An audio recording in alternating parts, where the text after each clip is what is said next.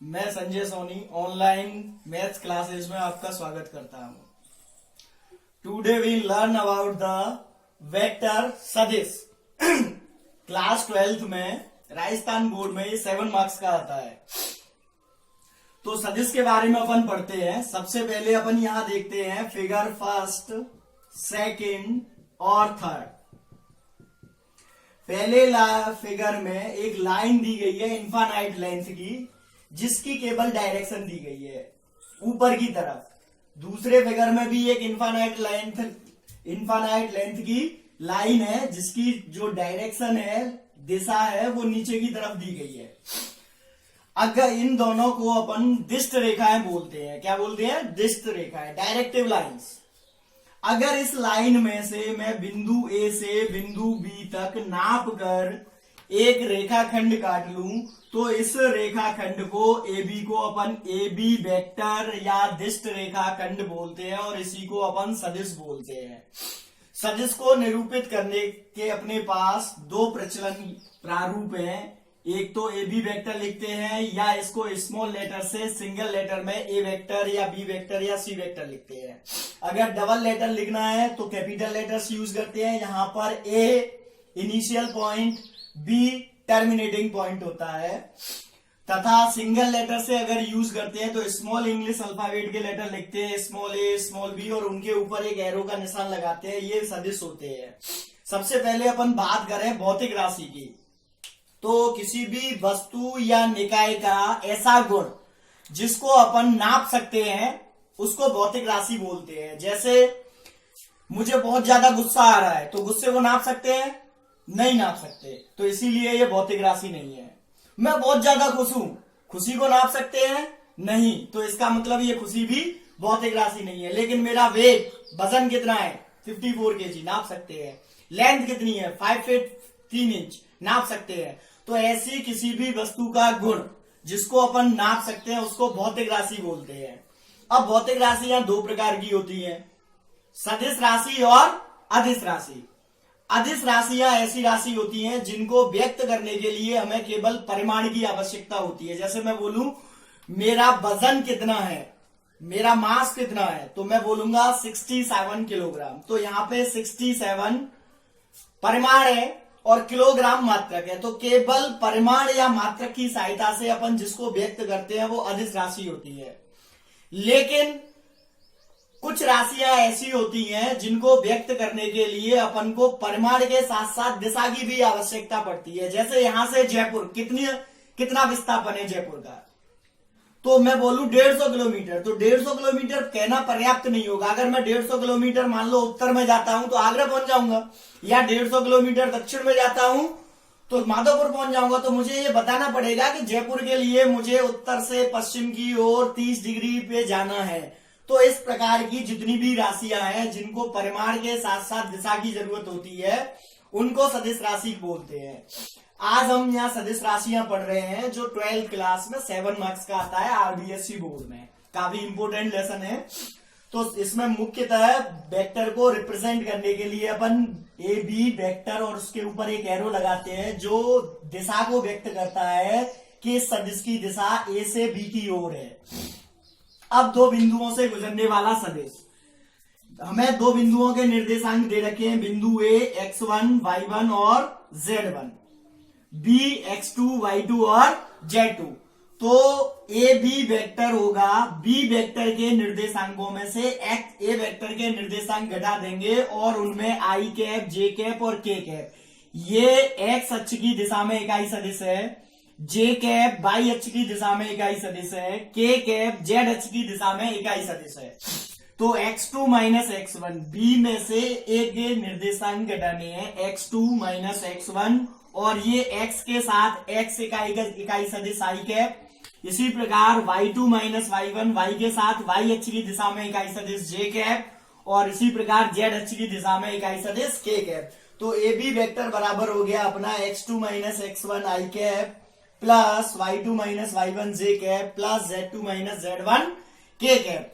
अब इसके बाद आता है सदिश का परिमाण। तो ये जो दिष्ट रेखा खंड की लंबाई होती है, ये सदिश के परिमाण के बराबर होती है, तो सदिश का परिमाण होता है ए बी वेक्टर बराबर x2 माइनस x1 का वर्ग प्लस y2 माइनस y1 का वर्ग प्लस z2 माइनस z1 का वर्ग। यहाँ पे देखें अपन ए के निर्देशांक अपन ने x1 y1 z1 ले लिए, बी के निर्देशांक x2 y2 z2 ले लिए। तो रेखाखंड ए बी, बिंदु ए और बी के बीच की दूरी हो गई, तो इसमें अपन दूरी सूत्र प्रयोग करेंगे, तो ये आ जाएगा under root x2 minus x1 का वर्ग प्लस y2 माइनस y1 का वर्ग प्लस z2 माइनस z1 का वर्ग। अब सदिश के प्रकार, सदिश कई प्रकार के होते हैं। मुख्यतः अपन सबसे पहले इकाई सदिश पढ़ रहे हैं। इकाई सदिश का मतलब है किसी दिए गए सदिश ए वेक्टर की दिशा में ऐसा सदिश जिसका परिमाण एक मात्रक होता है, उसको अपन इकाई सदिश कहते हैं। तो यदि ए वेक्टर बराबर एक्स आई कैप प्लस वाई जे कैप प्लस जेड के कैप दे रखा है, तो ए वेक्टर की दिशा में इकाई सदिश को हम ए के ऊपर एक कैप लगा के व्यक्त करते हैं। ए कैप बराबर होगा ए वेक्टर बटे ए वेक्टर का मोड। इस पे एक एग्जाम्पल करते हैं। यदि सदिश ए वेक्टर बराबर 3 आई कैप माइनस 2 जे कैप प्लस के कैप, तो ए वेक्टर की दिशा में इकाई सदिश ज्ञात करो। सबसे पहले जो अपन को सदिश दे रखा है उसको लिख लिया ए वेक्टर, फिर इसका अपन परिमाण निकालेंगे ए वेक्टर का मोड। तो परिमाण का फॉर्मूला अभी मैंने लिखाया था, अंडर रूट x2 माइनस, वो दो बिंदुओं से गुजरने वाला था, तो x2 माइनस x1 इसमें डायरेक्ट 3 दे रखा है, तो अंडर रूट आई कैप के गुणांक का स्क्वायर प्लस जे कैप के गुणांक का स्क्वायर प्लस के कैप के गुणांक का स्क्वायर। यदि अपन को सदिश सीधा सीधा दे रखा है, निकालना नहीं है, तो अपन आई कैप के गुणांक का वर्ग, जे कैप के गुणांक का वर्ग और के कैप के गुणांक का वर्ग करके सदिश का परिमाण ज्ञात कर सकते हैं। तो 3 का वर्ग 9, 2 का माइनस 2 का वर्ग 4 और 1 का वर्ग 1, 9 और 4 13 और 1 14, तो एक परिमाण आ गया अपने पास अंडर रूट 14। अब ए कैप का फॉर्मूला होता है ए वेक्टर बटे ए वेक्टर का मोड। ए वेक्टर लिखा अपन ने जो दे रखा था 3 आई कैप माइनस 2 जे कैप प्लस के कैप बटे ए वेक्टर का परिमाण मेरा आया अंडर रूट 14। अलग अलग डिवाइड कर दिया, 3 बटे अंडर रूट 14 और आई कैप माइनस 2 बटे अंडर रूट 14 जे कैप प्लस 1 बटे अंडर रूट 14 के कैप। ये आ गया ए वेक्टर की दिशा में इकाई सदिश। यदि मैं इसका परिमाण ज्ञात करना चाहूं तो 1 आएगा और इसकी दिशा जो ए वेक्टर दे रखा है उसी दिशा में होगी। अब इस पे क्वेश्चन आता है, दिए गए सदिश ए वेक्टर की दिशा में एक ऐसा सदिश ज्ञात करो जिसका परिमाण 5 मात्रक है, तो अपन इसको 5 से गुणा कर देंगे।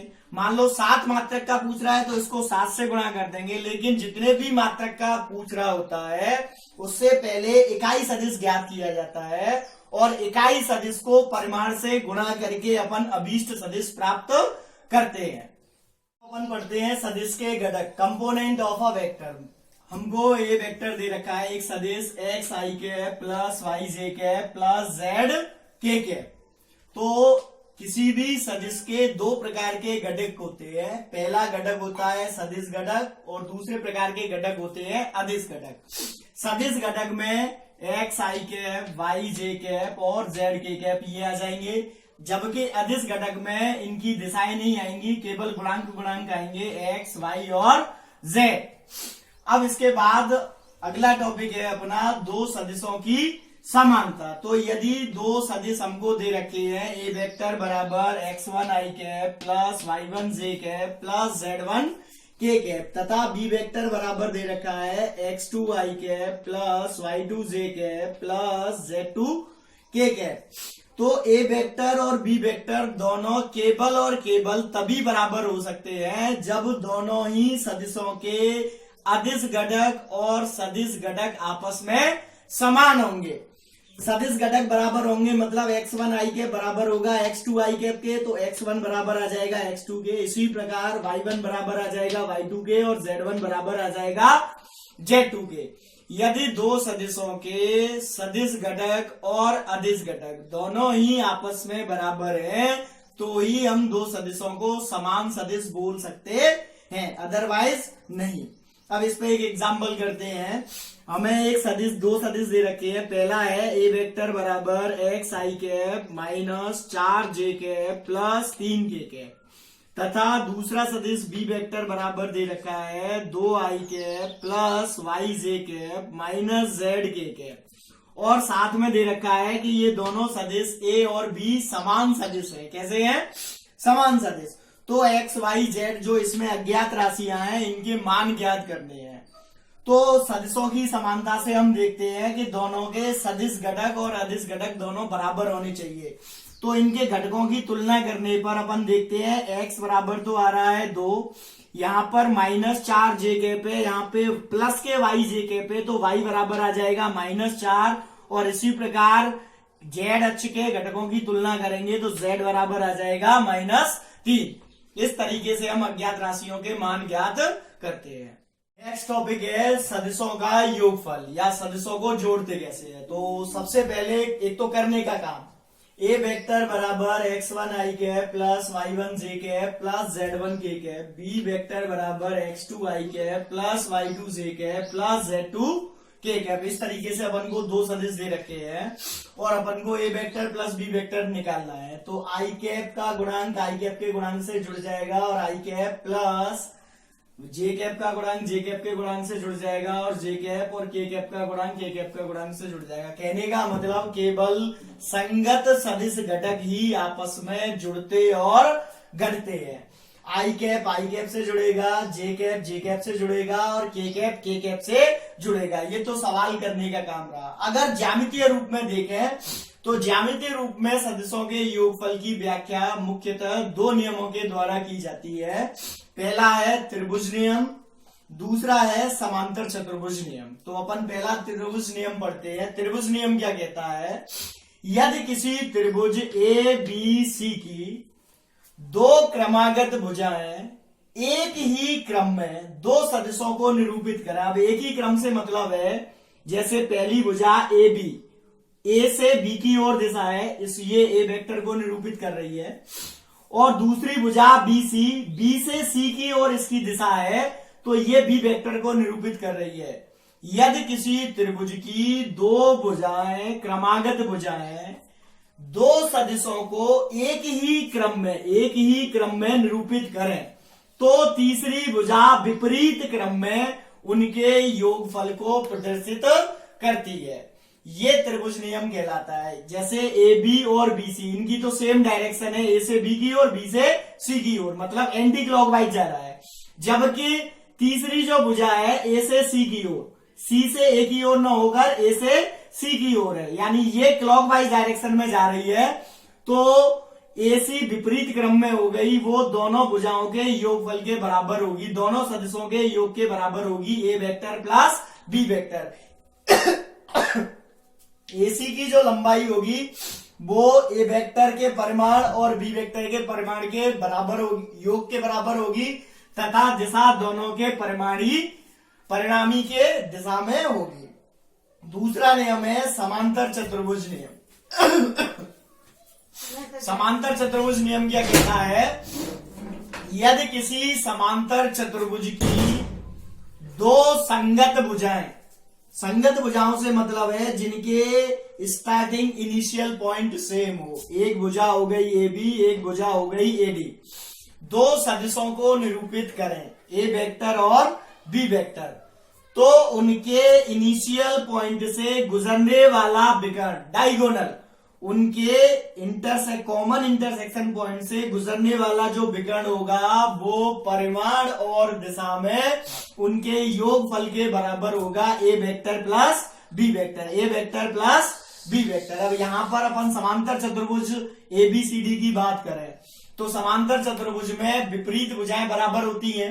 इसका मतलब ए बी और डी सी दोनों बराबर होंगी, ए से बी की ओर ए वेक्टर तो डी से सी की ओर भी ए वेक्टर, तथा ए से डी की ओर ए डी बराबर बी वेक्टर तो बी से सी की ओर बी डी बराबर भी बी वेक्टर होगा। अगर अपन देखें तो ये त्रिभुज ए बी सी ये त्रिभुज नियम ही पालना कर रहा है। ए वेक्टर ए से बी की ओर, बी वेक्टर बी से सी की ओर, तो विपरीत क्रम में ए सी ए वेक्टर प्लस बी वेक्टर के बराबर होगी।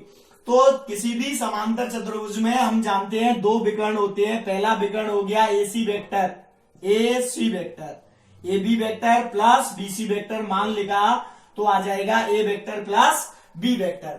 अब अपन दूसरा लेते हैं त्रिभुज ABD। यहां देखें गौर से, त्रिभुज ABD, ABD। अब यहां पे अपन गौर करें तो AB और BD एक ही क्रम में है, जबकि AD विपरीत क्रम में है। तो AB प्लस AD बराबर आएगा AD त्रिभुज नियम से। तो यहां से मुझे विकर्ण तो BD है ना, तो BD निकालना है। तो BD बराबर AB का इधर पक्षांतर किया तो क्या आ जाएगा, AD vector minus AB vector मान लिखा तो B vector minus A vector. अतः किसी भी समांतर चतुर्भुज में दो विकर्ण होते हैं, जिसमें से एक विकर्ण A vector plus B vector, जबकि दूसरा विकर्ण B vector minus A vector होता है। सदिशों के योग के गुणधर्म। तो पहला गुणधर्म है क्रम विनिमयता। सदिशों का जो योग होता है वो क्रम विनिमय होता है, यानी उसमें क्रम की महत्ता नहीं होती। A vector plus B vector निकालें या B vector plus A vector निकालें, दोनों ही मान बराबर आएंगे परिमाण और दिशा में। दूसरा है साचर्यता। साचर्यता तीन सदिशों के लिए प्रयोग में लेते हैं अपन। यदि A vector plus B vector plus C vector बराबर A vector plus B vector plus C vector, पहले अपन B और C को जोड़ने के बाद उसको A वेक्टर में जोड़ें, या पहले A और B को जोड़ने के बाद उसको C वेक्टर में जोड़ें, दोनों ही मान परिमाण और दिशा में बराबर होते हैं। अतः सदिशों का योगफल साचर्य गुणधर्म का पालन करता है। तीसरा, A वेक्टर प्लस 0 के ऊपर यहाँ एरो लगा रखा है, इसको अपन शून्य सदिश कहते हैं। शून्य सदिश का मतलब ये होता है ऐसा सदिश जिसका प्रारंभिक और अंतिम बिंदु दोनों समान हो, उसको अपन शून्य सदिश कहते हैं। इसका परिमाण शून्य होता है। तो A वेक्टर प्लस 0 वेक्टर बराबर होता है 0 वेक्टर प्लस A वेक्टर बराबर होता है A वेक्टर। इसी को अपन योग की तत्समकता कहते हैं। अब इसके बाद छोटा सा है अदिश से सदिश का गुणा। कोई अदिश राशि है उसको अपन सदिश से गुणा कैसे करते हैं। यदि A वेक्टर बराबर x i cap plus y j cap plus z k cap है, इसको मैं अदिश लैम्डा से गुणा करना चाहूं तो इसका प्रत्येक घटक लैम्डा गुना हो जाएगा। Lambda x i cap plus lambda y j cap plus lambda z k cap. अर्थात किसी अदिश से सदिश को गुणा करने से तात्पर्य है कि सदिश की दिशा नहीं बदल रही, केवल उसका परिमाण उतने ही गुना हो रहा है। यहाँ पर मैं इसका परिमाण निकालूंगा तो पहले परिमाण का लैम्डा गुना हो जाएगा। एग्जाम्पल के तौर पे A वेक्टर बराबर i cap minus 2j cap plus 3k cap दे रखा है, इसको मैं अदिश 3 से गुणा करूं मतलब 3A वेक्टर, तो 3i cap minus 6j cap plus 9k cap, यानी इसका जो x अक्ष वाला घटक था एक, वो 3 गुना हो गया 3। j कैप यानी y अक्ष वाला जो घटक था -2, वो 3 से गुणा होके -6 हो गया। और z अक्ष वाला घटक था 3, वो 3 से गुणा होके 9 हो गया। यानी इसका प्रत्येक अदिश घटक या सदिश घटक उतने ही गुना हो जाता है। इसका मैं परिमाण निकालूं तो देखो A वेक्टर का मोड बराबर आएगा √1 प्लस 4 प्लस 9 बराबर √14। जबकि इसका यदि परिमाण निकालते हैं 3A वेक्टर का मोड, तो इसका परिमाण पहले का 3 गुना हो जाएगा 9 प्लस 36 प्लस 81, तो इसको अपन लिख सकते हैं 3 √14। ये पहले का 3 गुना हो गया। 81 और 9 90, 90 और 36 126। 126 को अपन लिख सकते हैं 14 गुणा 9, 9 का वर्गमूल आ जाएगा बाहर 3, तो 3 √14। तो यहाँ पे पहला जो परिमाण था वो √14 था, अब जो परिमाण है वो 3 √14 है, यानी पहले परिमाण का 3 गुना हो गया। दिशा A वेक्टर की और 3A वेक्टर दोनों की दिशाएं समान है, ये दोनों ही सदिश कैसे हैं, समान। यहाँ पे देखें A1 बटा A2 1/3, B1 बटा B2 -2 बटा -6, 1/3 और ये -2/-6, तो इसको काटने पर भी ये 1/3 आएगा। और C1/C2 3/9, इसको भी काटने पे 1/3 आएगा, यानी इनके गुणांकों का अनुपात समान है। तो अर्थात ये दोनों ही सदिश कैसे हैं? समान है। A1/A2 बराबर B1/B2 बराबर C1/C2। तो ये दोनों ही सदिश कैसे हैं? समान है। तो समांतर सदिश जो भी होते हैं, यदि ए वेक्टर और बी वेक्टर समांतर सदिश है तो अपन ए वेक्टर बराबर लैम्डा बी वेक्टर लिख सकते हैं, जहां पे लैम्डा एक अदिश राशि है। अर्थात किसी भी सदिश को अदिश से गुणा करने पर हमें उसी के समांतर एक नया सदिश प्राप्त होता है, जिसका परिमाण पहले से लैम्डा गुना होता है, तथा दिशा विभाजन सूत्र पढ़ते हैं। विभाजन सूत्र से तात्पर्य है, हमें दो बिंदु दे रखे हैं ए और बी। ए का स्थिति सदिश ए वेक्टर, बी का स्थिति सदिश बी वेक्टर। अब ए और बी को मिलाने वाले रेखाखंड पर एक बिंदु आर के स्थिति सदिश को ज्ञात करना है। ये बिंदु ए बी पर इस प्रकार है, जो ए बी को m/n में विभाजित करता है। तो m/n में विभाजन दो प्रकार से होता है, पहला है अंतः विभाजन और दूसरा है बाह्य विभाजन। तो अंतः विभाजन होने पर इस बिंदु R का जो स्थिति सदिश होगा वो होगा R वेक्टर बराबर MB vector plus NA vector बटा M+N। ये देखने में 10th क्लास की में जो सेक्शन फॉर्मूला था विभाजन सूत्र, M1x2 प्लस M2x1 बटे M1 प्लस M2, उसकी तरीके से है MX2 प्लस NX1 बटे M+N, यानी MB vector plus NA vector बटे M+N। सिमिलरली यदि ये जो बिंदु R है AB के बाहर स्थित है, बाह्य विभाजन है, तो R वेक्टर बराबर हो जाएगा MB vector minus NA vector बटे M-N। अगर हमें A और B का मध्य बिंदु ज्ञात करना है, तो मध्य बिंदु का मतलब हो गया M और N, दोनों के मान समान हो गए, तो दोनों के मान बराबर 1-1 ले लिए अपन ने। इसमें जब 1-1 लिखेंगे तो आ जाएगा A vector plus B vector बटा 2। ये दो सदिशों के मध्य बिंदु का स्थिति सदिश होगा।